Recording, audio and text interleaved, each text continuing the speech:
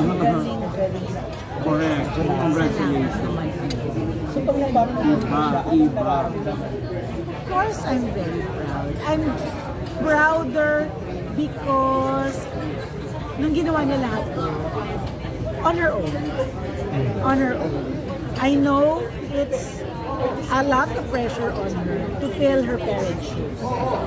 Kasi hindi lang nanay at tatay niya artista, may Chuhin at may Chahin na artista. So diba, she really has big shoes to fill. And yun siya, nagawa naman niya.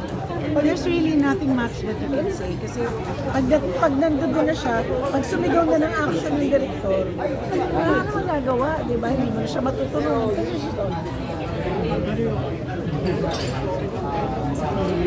I don't give her advice unless she asks her. Kailan yung last time na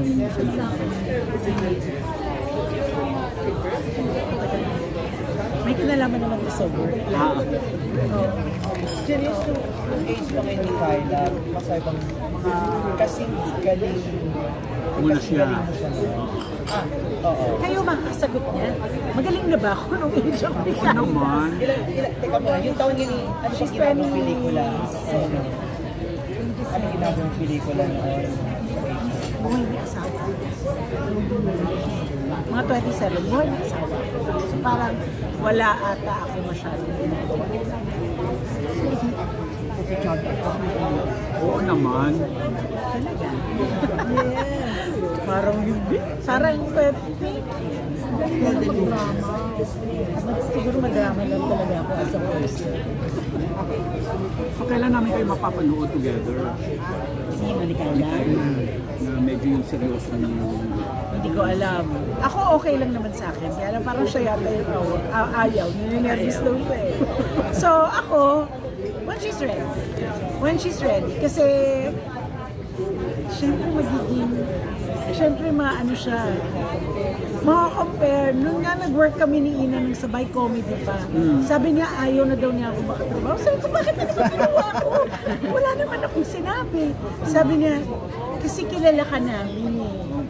So, minsan kahit hindi ka magsalita, pumikit ka lang, alam na namin kung anong ibig sabihin ng sabi ko, sino mo gagawin? Hindi na nga ako nagsasalita, tahimik ka ako, tumitingin na nga lang ako sa baba para wala na kayong ma-feel.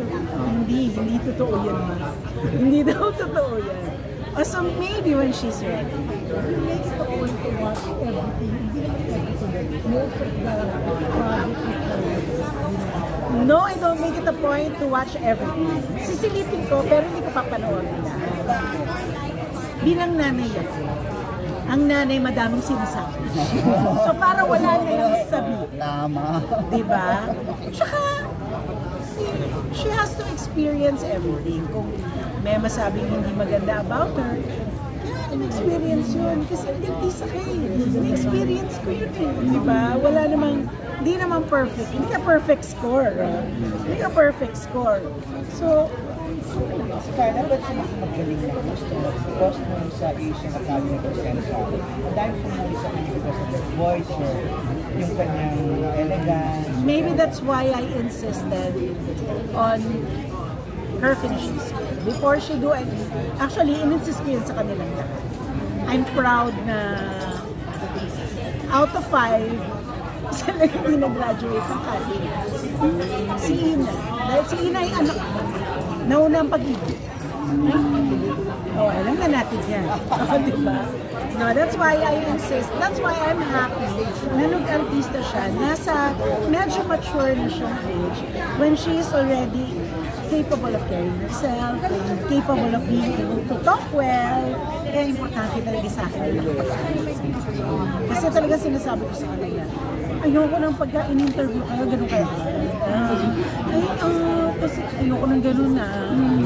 Kasi sabi ko, gusto ko siya salita. Ayos.